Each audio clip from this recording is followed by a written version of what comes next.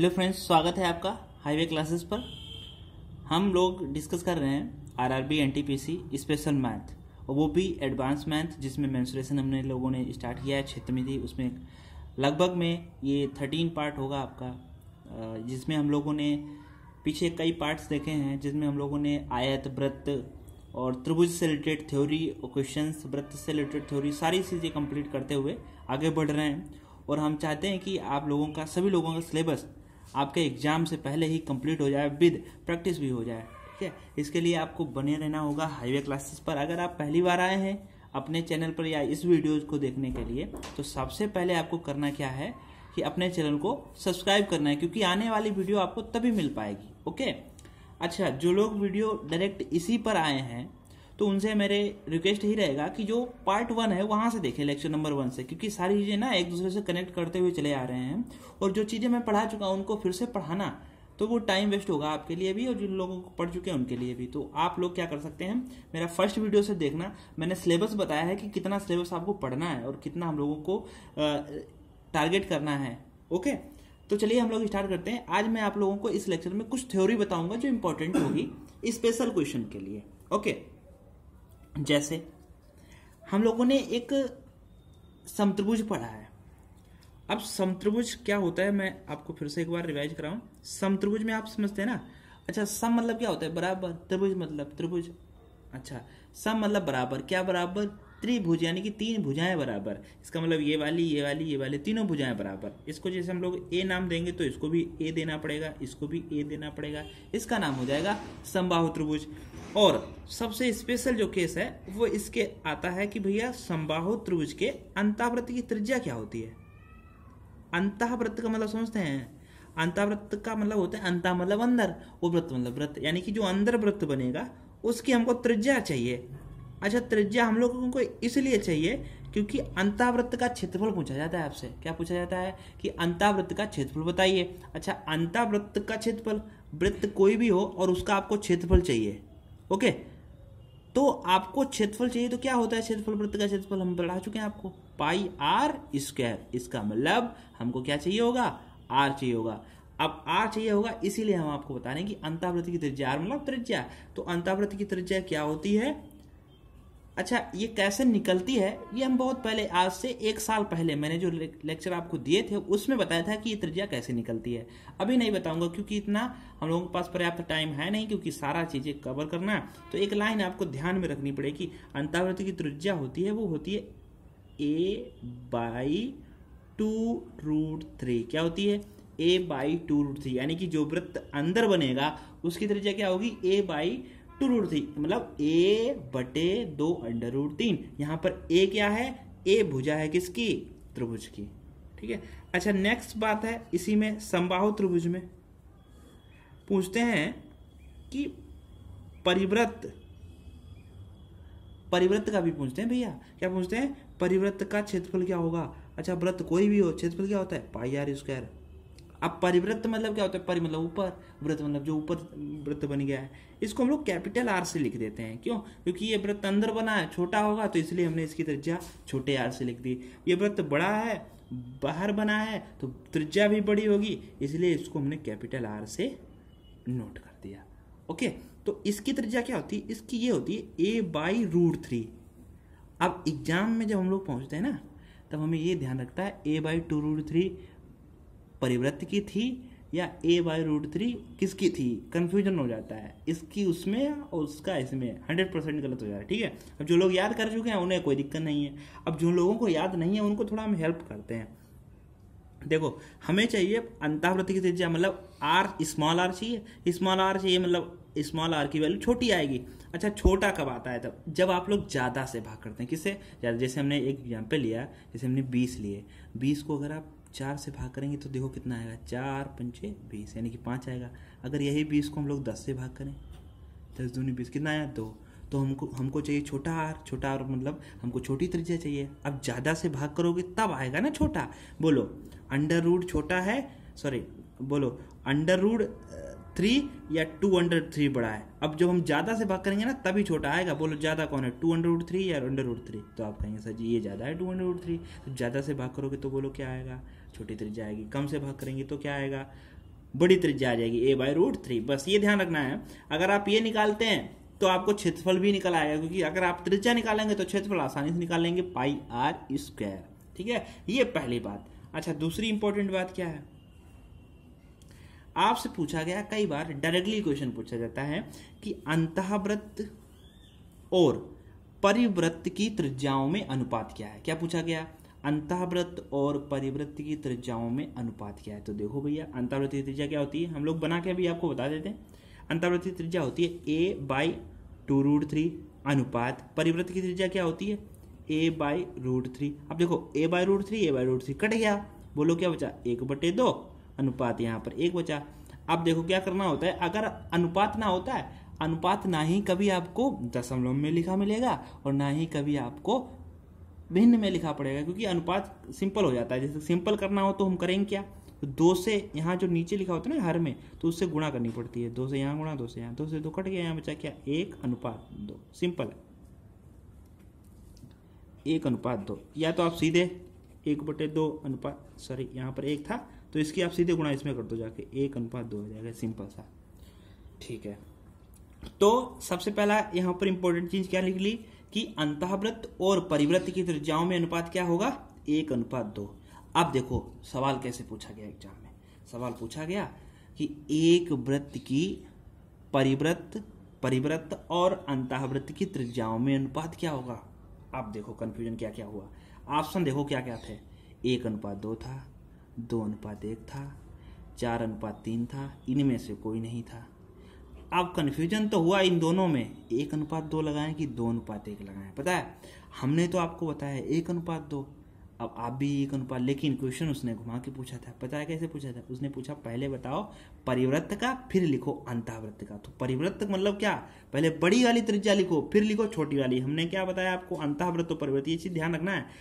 Are छोटा are अनुपात बड़ा अनुपात, तो क्या होता है 1/2 होता है। देखो इसका मतलब है कि छोटे आर की वैल्यू 1 है और बड़े आर की वैल्यू 2 है। अगर आपसे पूछते हैं परिवृत्त पहले पूछ दें, यानी कि पहले पूछ दे परिवृत्त अनुपात अंतःवृत्त, तब आपको बताना होगा 2/1। ये चीज ध्यान रखना, मालूम पड़ा है कि जैसे पता भी था और गलत भी लगा है, तो ये चीज प्रॉब्लम कर जाएगी नहीं। तो जो पूछा जाए वो उसको ध्यान रखना। छोटा आर पूछेंगे तो सबसे पहले छोटे आर का मतलब वो छोटा आर पूछेंगे तो उसकी वैल्यू 1 है, और बड़ा आर पूछेंगे तो उसकी वैल्यू 2 है। अब यहीं से पूछते हैं वो कि अंतःवृत्त और परिवृत्त के क्षेत्रफलों में अनुपात क्या होगा। क्या पूछते हैं कि अंतःवृत्त और परिवृत्त के क्षेत्रफलों में अनुपात। देखो अंतःवृत्त और परिवृत्त की जो त्रिज्या है वो क्या है, वो है 1/2। और अगर आपसे क्षेत्रफल पूछ दें तो आपको तुरंत इसका वर्ग कर देना है, 1 का वर्ग 1 और 2 का वर्ग 4, यानी कि क्षेत्रफलों का अनुपात हो गया 1/4। क्षेत्रफलों का क्या अनुपात हो गया 1/4। जस्ट क्वेश्चन इसका अपोजिट भी पूछा जा सकता है। अपोजिट में क्या पूछेंगे, कहेंगे कि एक समबाहु त्रिभुज है जिसमें अंतःवृत्त और परिवृत्त के क्षेत्रफलों का अनुपात 1/4 है, तो इनकी त्रिज्याओं में अनुपात क्या होगा। तो जस्ट आपको वर्गमूल ले लेना है, जैसे हमने वर्ग किया था, तो 1 का वर्गमूल 1 और 4 का वर्गमूल 2। तो क्षेत्रफल देकर आपको त्रिज्या पूछ सकते हैं, त्रिज्या देकर आपको क्षेत्रफल, और देने की कोई बात नहीं, इसमें तो अनुपात फिक्स होता है। ओके, समझ पाए। अच्छा, कई बार क्वेश्चन यहां से ऐसे भी बन जाएगा कि अगर एक समबाहु त्रिभुज है उसके परिवृत्त की त्रिज्या 10 है तो अंतःवृत्त की बताओ। परिवृत्त की त्रिज्या कितनी है, 10 है, तो अंतःवृत्त की बताओ। अच्छा यहां पर देखना अनुपात से निकलेगा ये क्वेश्चन, परिवृत्त की त्रिज्या 10 है तो अंतःवृत्त की बताओ। देखो परिवृत्त और अनुपात कितना है, इसका मतलब 2 की वैल्यू कितनी है 10, यानी कि 2 = 10। तो बोलो 1 = 5, तो हमको कितना चाहिए, 1 ही तो चाहिए। इसका मतलब इसकी त्रिज्या कितनी होगी 5, और अंतःवृत्त परिवृत्त की कितनी थी 10। तो देखो फिर अनुपात निकाल के देख लो, 1/2 ही आएगा। ये चीज आप ध्यान रखना। मतलब ये अगर आप कंसेप्ट समझते हैं तो इनमें कई क्वेश्चन बन गए आपके, 5 से 6 क्वेश्चन यहीं पर बन गया ना। तो ये चीज ध्यान रखना, अंतःवृत्त और परिवृत्त का जो हमने कॉन्सेप्ट बताया है उस चीज को आप ध्यान रखेंगे। अगर आपको समझ आए तो अच्छी बात है, ना समझ में आए तो फिर आप एक बार फिर से देखिएगा तो 100% समझ में आ जाएगा। ओके ठीक है, नेक्स्ट बात हम आपको और बता दें त्रिभुज से रिलेटेड क्या है। जैसे एक कहेगा आपसे सवाल कि भैया एक त्रिभुजाकार खेत है, क्या है, त्रिभुजाकार खेत है, ठीक है, एक त्रिभुजाकार खेत है और इसके तीनों कोनों पर एक r मीटर लंबी रस्सी। अच्छा, वहाँ आर का मतलब है त्रिज्या, यानी कि आर आर का मतलब क्या, त्रिज्या हमने यहाँ पर कंसीडर कर रहे हैं। वहाँ कहेंगे कि 7 मीटर लंबी रस्सी, कहेंगे 12 मीटर लंबी रस्सी, तो हम लोग यहाँ पर मान लेते हैं कि आर मीटर लंबी रस्सी। ठीक है, यहाँ पर लंबी रस्सी से तीनों कोनों पर कोई भी जानवर मान लेते हैं, गाय घोड़ा कोई भी मान लेते हैं, वहाँ बंधा हुआ है। ठीक है, तो भैया जब बंधा हुआ है तो वो घूमेगा चारों तरफ ऐसे। अच्छा, तीनों कोनों पर लंबी रस्सी उतनी ही है, कितनी मीटर, आर मीटर हमने तो मानी है। सवाल में आर की जगह पर 10, 12, 13, 7 कुछ भी दे सकता है। अब पूछेगा कि बताइए त्रिभुजाकार में जो खेत जो पड़ा है ना, वो खेत कितना चरा गया, यानी कि कितना खेत उन्होंने, जानवर ने कितना खेत चर लिया, यानी कि इन वाले भाग का क्षेत्रफल चाहिए इनको। क्या चाहिए इनको, ये वाले भाग का क्षेत्रफल चाहिए। क्या चाहिए इनको, ये वाले भाग का क्षेत्रफल चाहिए। अब देखो कैसे निकलेगा। इसके लिए पहले हम एक आपको कॉन्सेप्ट पढ़ाते हैं वृत्त का। क्या पढ़ाते हैं, वृत्त का। वृत्त में एक कॉन्सेप्ट है, ये देखो भैया, वृत्त का क्षेत्रफल क्या होता है, पाई आर स्क्वायर होता है। क्या होता है, पाई आर। अगर हम आपसे पूछ दें कि ये वाला एंगल जो है वो 60 का है, कितने का है, 60 का, तो ऐसा करो आप पूरे का नहीं, हमको इस वाले का बताओ क्षेत्रफल कितना होगा। तो पता है, सबसे पहले तो हमें पता है कि भैया यहाँ से यहाँ तक लेकर मैंने पूरे का क्षेत्रफल है पाई आर स्क्वायर, लेकिन हमको तो चाहिए इतना ही, इतना चाहिए हमको, ये वाला जहाँ पर 60 डिग्री कोण बन रहा है। तो आपको करना क्या है, जितने डिग्री का कोण बन रहा है वो लिख दीजिए। अच्छा, पता है कि पूरा हम लोगों की पृथ्वी कितनी है, वो 360 मानते नहीं, पूरा गोला कितना है, वो भी 360 है। तो हमको पूरा नहीं चाहिए, 60 डिग्री चाहिए, लेकिन कितने में से चाहिए, 360 में से चाहिए। बस आपका आंसर आ जाता है। इसका मतलब हम लोग यहाँ पर ऐसे काट भी सकते हैं, है ना। तो इसका मतलब ये वाले भाग का क्षेत्रफल आ जाता है। इसी प्रकार वृत्त में जो है, अब आप समझिएगा, समबाहु त्रिभुज है। अभी हमने कोण तो पढ़ा है नहीं, लेकिन आपको इतना ही पता है, समबाहु त्रिभुज के प्रत्येक कोण कितने का होता है, 60 का। अब ये प्रत्येक कोण 60 का ही क्यों होता है, क्योंकि तीनों भुजाएं बराबर होती हैं। अब तीनों भुजाएं बराबर होती है तो ये चीज ध्यान रखना, तीनों कोण बराबर होंगे। अगर दो भुजाएं बराबर होती हैं, समझ लेना कि त्रिभुज में दो कोण बराबर होंगे। अगर एक भी भुजा बराबर नहीं है तो समझ लेना त्रिभुज में एक भी कोण बराबर नहीं होगा। इसका मतलब तीनों भुजाएं बराबर हैं, तो इसका मतलब तीनों कोण बराबर हैं। समझ गए, तो तीनों कोण बराबर हैं, तो वो कितने कितने के होंगे, तीनों कोण कितने के होते हैं, 180 के होते हैं तीनों को मिलाकर। अब तीनों बराबर हैं, यानी कि तीनों को 3 भाग में बांटना है, तो 180 को 3 भाग में बांटेंगे तो कितना कितना पड़ेगा, 60। इसका मतलब ये वाला एंगल 60 का, ये वाला भी एंगल 60 का, और ये वाला भी एंगल 60 का। इसका मतलब 60 और 60, 120 और 60, 180। इसका मतलब वृत्त में हिस्सा कितना पड़ रहा है, 180। अब समझना,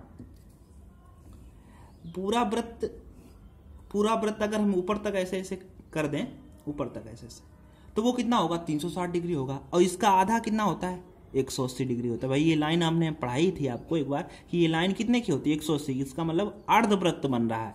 इसका मतलब कहने का मतलब ये है कि इन तीनों को मिलाकर, इन तीनों भाग को मिलाकर अर्धवृत्त बनेगा। इसका मतलब हमको जो क्षेत्रफल चाहिए होगा वो अर्धवृत्त का क्षेत्रफल चाहिए होगा। कितने का क्षेत्रफल चाहिए होगा, अर्धवृत्त का। पूरे वृत्त का क्षेत्रफल क्या होता है, पाई आर स्क्वायर। आधा वृत्त है तो क्षेत्रफल कैसा होगा, आधा होगा। इसका मतलब आधा पाई आर स्क्वायर, यानी कि half pi are square.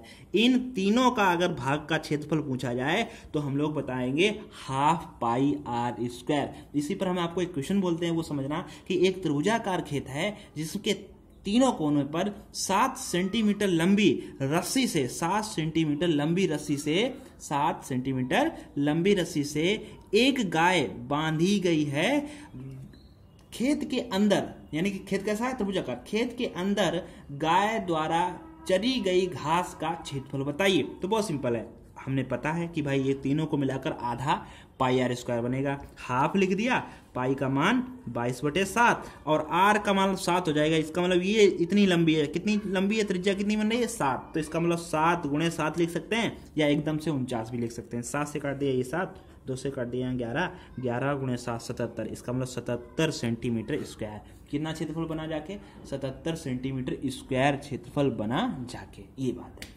I hope इतनी बात हम आपको समझाने में सार्थक रहे होंगे। कुछ छोटी छोटी और भी बातें हैं, समय समय पर बताते रहेंगे। अब आपके कुछ स्पेशल क्वेश्चन हैं, वो हम आपको नेक्स्ट पार्ट में स्पेशल क्वेश्चन प्रोवाइड कराते रहेंगे। छोटे छोटे हम आपको अभी लेक्चर दे रहे हैं, आप धीरे धीरे समझते रहिएगा, आपको पूरा कंसेप्ट समझते हुए आ जाएगा। ओके, हाँ, एक बार और हमें कमेंट में बताने कि अगर हम आपको हैंड राइटिंग में समझाने का प्रयास कर रहे हैं, क्या आपको समझ में आ रहा है पूरी बातें, जैसे मैं लिख रहा हूँ, जो भी बोल रहा हूँ, जो भी आप देख रहे हैं, क्या पूरा 100% आपको समझ में आ रहा है, या आप हमें यहाँ पर बताएंगे कि बोर्ड पे ज़्यादा सही है या आप हैंड राइटिंग। जैसे अभी तो आपको थोड़ा मैनेज करना पड़ेगा, बोर्ड के लिए मैं बहुत ही जल्दी इंतजाम कर रहा हूँ क्योंकि मैं दूसरी जगह शिफ्ट हुआ, आपको पता है। तो यहाँ पर आपको थोड़ा मैं इसीलिए, अभी टीम मेरी है नहीं, तो धीरे धीरे आपको टीम रिकवर हो जाएगी, तो आप क्या करेंगे, आपको साथ बोर्ड भी शेयर हो जाएगा। तो अभी आप इस पे बताइएगा कि कॉपी एंड पेन पर आपको पूरा समझ में आता है क्या, तो हाँ और ना कमेंट बॉक्स में जरूर बताइएगा। ओके, थैंक यू, मिलते हैं नेक्स्ट लेक्चर में।